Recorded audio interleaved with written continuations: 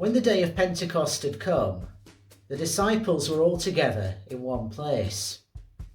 And suddenly from heaven there came a sound like the rush of a violent wind, and it filled the entire house where they were sitting.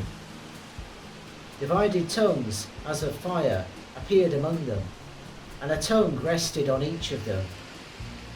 All of them were filled with the Holy Spirit and began to speak in other languages as the Spirit gave them ability. Now there were devout Jews from every nation under heaven living in Jerusalem. And at this sound the crowd gathered and was bewildered, because each one heard them speaking in the native language of each. Amazed and astonished, they asked, "Are not all of those who are speaking Galileans? And how is it that we hear, each of us, in our own native language? Why, there's Parthians and Medes and Elamites and residents of Mesopotamia and Judea and Cappadocia, Pontus and Asia, Phrygia and Pamphylia, Egypt, and the parts of Libya belonging to Cyrene, and there's visitors from Rome, both Jews and proselytes, and there's Cretans and Arabs. In our own language we hear them speaking about God's deeds of power." All were amazed and perplexed, saying to one another, "What does this mean?"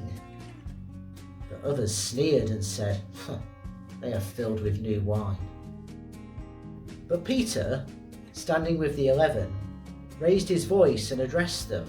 He said, "Men of Judea and all who live in Jerusalem, let this be known to you and listen to what I say.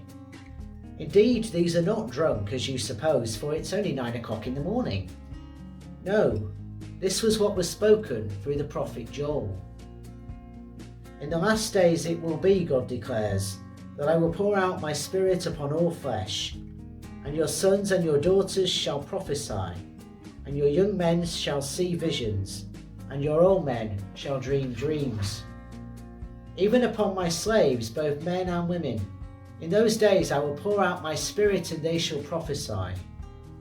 And I shall show portents in the heavens above, and signs on the earth below, blood and fire and smoky mist.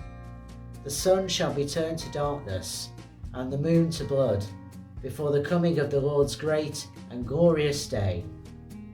Then everyone who calls on the name of the Lord shall be saved."